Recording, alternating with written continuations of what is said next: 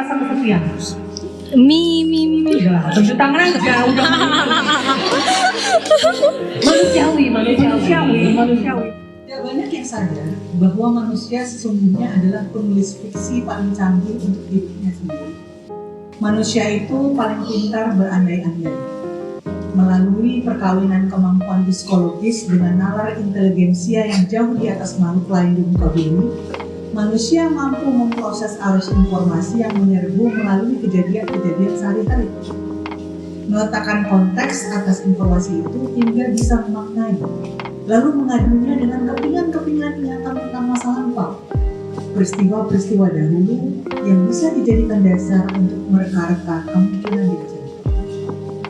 Ini lingkaran proses yang di dalamnya, tanpa sadar, manusia sudah bermain-main dengan berbagai skenario probabilitas adegan, layaknya penulis fiksi.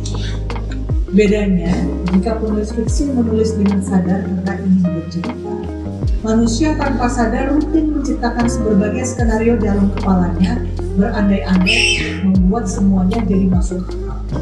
To make sense of things, to make sense of life. Sudah 7 hari, dan dalam 7 hari ini aku pelajari bahwa setiap jam setengah 7 pagi, suster membangkitkan sambil mengukur tekanan darah dan mengecek nafas. Bahwa setiap jam setengah 7 pagi, kamar ini menghadap ke timur, jadi begitu tirai dibuka, matahari menyapa hangat lewat jendela.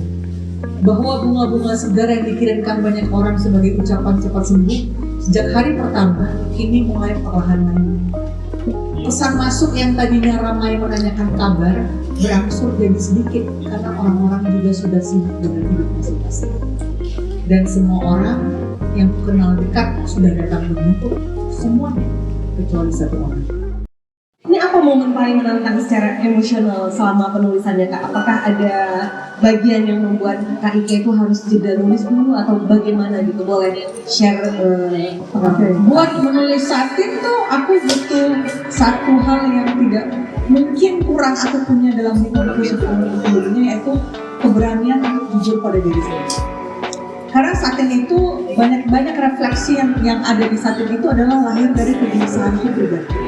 Dalam arti bahwa aku sekarang umurnya 47, belum nikah. Untungnya tidak ada pressure dari orang tua, gitu kan, alam pacaran. Pressure dari masyarakat tentu ada.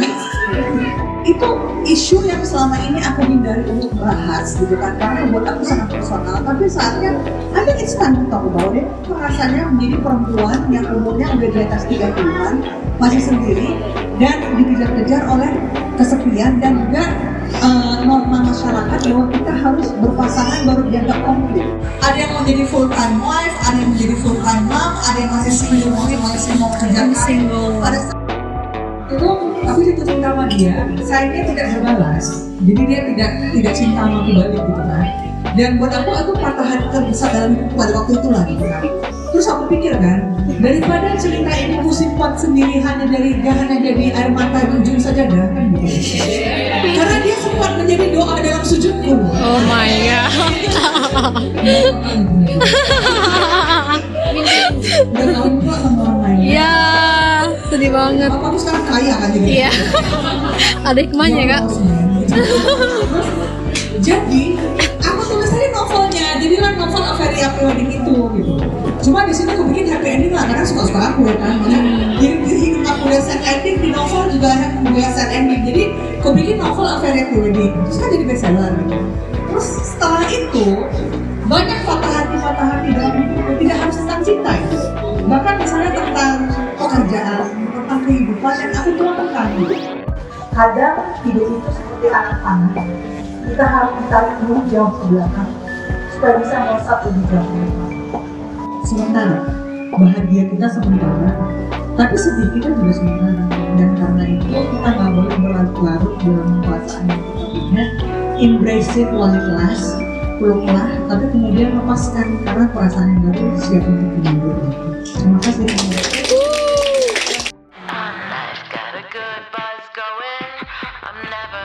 Yang paling sibuk hari ini jadi manajer Kak Ika ya, Kak? Gimana rasanya jadi asistennya Kak Ika, Kak? Iya, rasanya sangat Wow. Berdebar ya, Berdebar ya. hutang kita. Jadi ada gini-gini. Iya, pakai mic-nya lah kak. Mic pelunas hutangnya kak. Aduh. Dadah kak.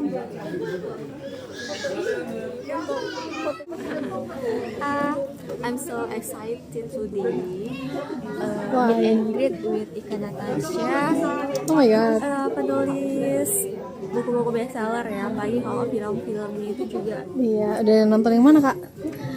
The Architecture of Love. Oh Terus yang my aku pegang God. ini 340 buat para suami istri, apalagi yang baru menikah ya, masih Oh, iya. pasutri muda, itu cocok banget recommended buat Baca buku yang- atau nonton itu film karena banyak banget pelajaran yang bisa diambil Oh dari iya, salah satunya apa tuh kak? komunikasi. Oh iya. Salah satunya dalam pernikahan itu harus bisa komunikasi sama pasangan kita. Oh iya, oke oke. Kata buat kak Ika kak hari ini. Kata-katanya semangat berkarya terus dan semoga Bukunya jadi film lagi.